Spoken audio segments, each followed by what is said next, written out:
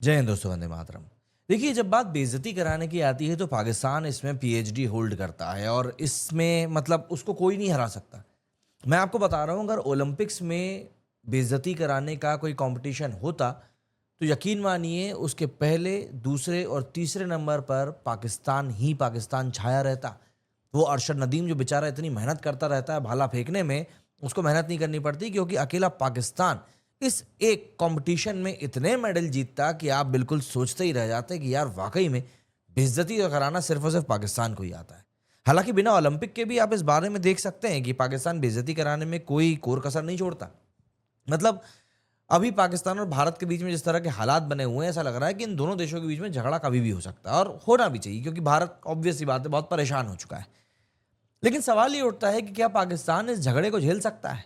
क्या पाकिस्तान के पास आर्थिक रूप से ये क्षमता है कि पाकिस्तान भारत के सामने स्टैंड कर सकता है? देखिए, मैं आपको जवाब पहले ही बता दूं, ऐसा बिल्कुल भी नहीं है। और अगर आप वीडियो अब यहां बंद करना चाहें तो आप कर सकते हैं, क्योंकि आगे मैं कारण बताने वाला हूं कि क्यों पाकिस्तान इतनी बेगैरती की हालत में है कि उसकी औकात नहीं है भारत से भिड़ने की। दरअसल पाकिस्तान की जो इकोनॉमी है आज के समय पर, साल 2025 की हम बात कर रहे हैं, वहां पर इतनी वीक है कि फुल स्केल झगड़ा ये लोग अफोर्ड कर ही नहीं सकते, पूरी तरीके से इम्पॉसिबल।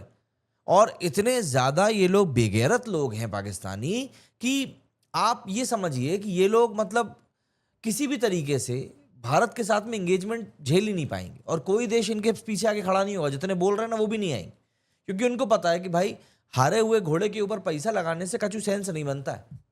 दरअसल पाकिस्तान का जो नॉमिनल जीडीपी है वो है सिर्फ 340 बिलियन डॉलर, जबकि अगर हम इंडिया की जीडीपी की बात करें तो वो हो जाता है 3.7 ट्रिलियन डॉलर। ट्रिलियन की यहां पर बात चल रही है, मतलब यहां पर मिलियन बिलियन की तो बात आप छोड़ दीजिए, ट्रिलियन की बात चल रही है, जो कि पाकिस्तान के लिए एक स्वप्न स्वरूप है और कुछ भी नहीं, सपना भी नहीं है। क्योंकि ये लोग क्या है ना, इतने छोटे लोग हैं ये लोग बड़े सपने भी नहीं देख पाते।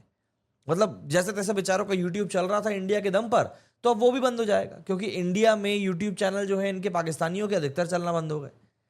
दरअसल पाकिस्तान की इकोनॉमी लार्जली अगर हम लोग बात करें तो एग्रेरियन और लो टेक है, एंड यहाँ पर टैक्स भी बहुत ज़्यादा वीक है।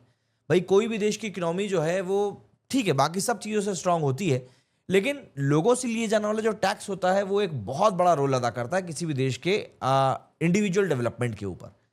और वो पाकिस्तान में ऑब्वियस सी बात है फैले। भाई आप एक बार सोचकर देखो, आईएमएफ जब इनको लोन देने की बात करता है तो वो ये कहता है कि भाई पहले तुम अपना टैक्सेशन ठीक करो, मतलब तुम अपने देश के लोगों से सही तरीके से टैक्स लो, वरना हमको तुमको पैसा देने का कोई मतलब नहीं। तुम पैसा दोगे कैसे हमको, क्योंकि धंधा करना तुम लोगों को आता नहीं है, इसीलिए तुम आज तक बढ़ नहीं पाए, और लोगों से टैक्स भी तुम नहीं ले पा रहे हो, तो तुम्हारा पैसा आएगा कहाँ से? अगर अगर यहाँ पर झगड़ा होता है तो यकीन मानिए सिर्फ 1 से 2 महीने में ही पाकिस्तान, मतलब 2 महीने में मैं बहुत बोल रहा हूँ, 1 महीने में ही पाकिस्तान की जो पूरी इकोनॉमी है ना वो कोलैप्स कर जाएगी। और आप ये मान के चलिए कि इनकी जीडीपी जो है ना वो इतनी बुरी तरीके से प्रभावित होगी कि इनको रिकवर करने में ही बहुत बड़ा लंबा समय लग जाएगा। और देखिए, कोई भी देश आकर इनकी गोला बारूद से मदद कर सकता है, जीडीपी को उठाने में कितना ही पैसा दे लोगे पाकिस्तान को। और पाकिस्तान तो उन टुच्चे लोगों में से है, उन टुच्चे देशों में से है जो ऐसे समय पर जब इसकी हालत बिल्कुल बैंकरप्सी वाली हो जाएगी ना, तब भी ये लोगों से भीख मांगने इसी बहाने के साथ जाएगा, अरे देखो भैया क्या करम फूटा है, भारत ने हमें बर्बाद करके रख दिया, लाओ पैसा दे दो। उसमें का देश है ये, उसमें का देश है ये, मतलब पैसा मांगने में ना, भीख मांगने में ये लोग बिल्कुल सबसे आगे खड़े मिलते हैं। अगर हम पाकिस्तान के फॉरेक्स रिजर्व की बात करें तो यहां पर सिर्फ 7 से 8 बिलियन डॉलर्स हैं, जो बमुश्किल 1 महीने के इंपोर्ट्स को कवर कर सकते हैं। और उसमें से भी ये जो 7-8 बिलियन डॉलर है ना, उनमें से भी एक बड़ा हिस्सा ऐसा है जो सऊदी ने बस दिखाने के लिए इनको देकर रखा हुआ है। बोला है कि भैंस की टांग तुम इसको खर्चा मत कर देना, वरना तुम देख लेना क्या होगा। तो आप सोचो, मतलब आम तो आम गुठलियों के दाम वाली हालत जो है इस देश की हुई पड़ी है। और ये लोग भारत को बात बात पे धमकाते रहते हैं कि भैया अगर तुमने ऐसा किया तो हम ऐसा कर देंगे, और तुमने ऐसा किया तो हम वैसा कर देंगे। और अभी भागते कूदते फिर से ये लोग यूएन पहुंच गए कि भैया देखो यार क्या हो सकता है, समझा संभाल लो इंडिया को। अच्छा, इन सब के अलावा ऑयल हो गया, गैस हो गया, फूड हो गया, डिफेंस के इंपोर्ट्स के लिए इनको डॉलर चाहिए होते हैं, ठीक है ना। कोई भी व्यक्ति खैरात तो बांटेगा नहीं इन चीजों की, लेकिन जब आपके पास रिजर्व्स ही नहीं है तो आप क्या कर लोगे? रिजर्व्स ना तो आपके पास गोल्ड का है, ना आपके पास डॉलर का है, एंड ऑब्वियस सी बात है जो चीजें मैंने आपको बताई जो कि आदमी के सर्वाइवल के लिए जरूरी है वो भी आपके पास नहीं है। भैया हमारे यहाँ बोला जाता है रोटी कपड़ा और मकान इंसान की ये 3 बेसिक नीड होती हैं। अरे पाकिस्तान वाले बोलते हैं कि साहब आप तो कपड़ा हटा दो, मकान भी हटा दो, रोटी बस हमको दे दो। लेकिन वो भी ये पाकिस्तान वाला जो देश है ना, जो मतलब बेइज्जती की कगार से भी आगे बढ़ चुका है, ये लोग वो बेसिक चीज भी अपने देशवासियों को नहीं दे पा रहे हैं। ये करेंगे हमसे लड़ाई।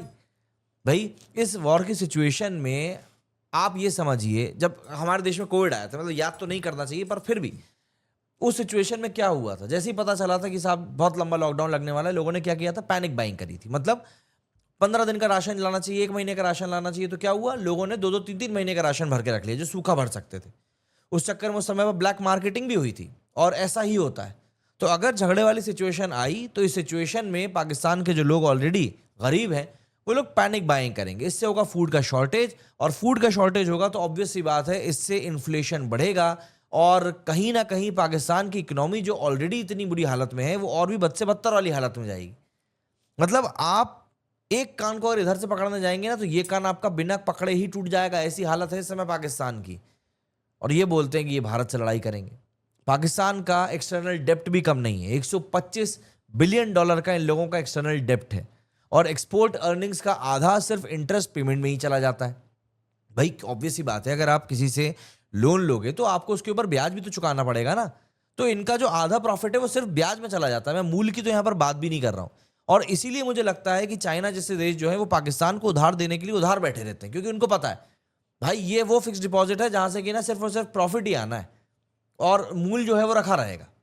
अच्छा, चाइना से ऑब्वियस सी बात है हेविली लोन भी लिया गया है। रीपेमेंट ना होने के चक्कर में चाइना ने कई तरह के स्ट्रेटेजिक एसेट्स जो हैं, जैसे कि पोर्ट्स हो गए, कई सारे रोड्स हो गए, उनके ऊपर एक तो इन लोगों ने पहले ही अनकहा कब्जा करके रखा है। लेकिन अगर सिचुएशन ऐसी आती है कि चाइना को पाकिस्तान की मदद करनी पड़ती है, तो भाई चाइना उन बनियों में से है जो बिना अपना फायदा देखे सामने वाले को किसी प्रकार की मदद नहीं करेगा। तो ऑब्वियस सी बात है यहां पर एक बड़ा सवाल ये भी रहेगा पाकिस्तान के सामने कि भाई साहब गिरवी क्या रखोगे, गिरवी रखने के लिए भी तो कछु होना चाहिए ना।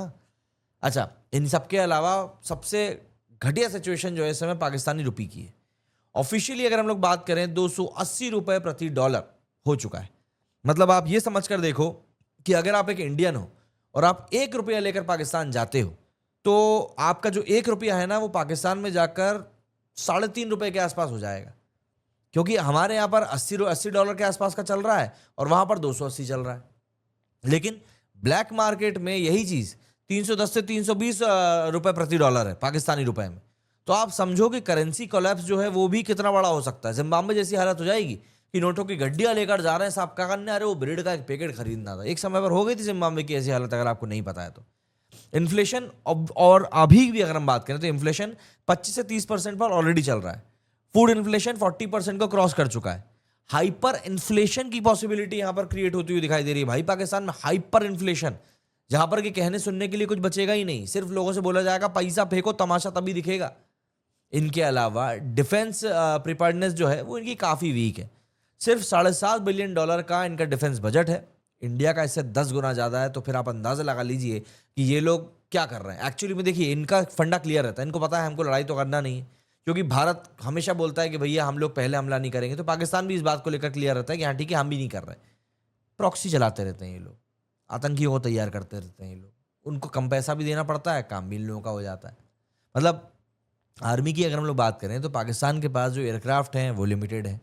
टैंक्स और सबमरीन्स जो हैं वो भी मोस्टली आउटडेटेड हो चुकी हैं। मतलब 70-80 के ज़माने के टैंक्स और सबमरीन्स के ऊपर ये लोग आज भी बैठ के गर्राते रहते हैं कि अरे साहब देखो हमारे पास में ये है।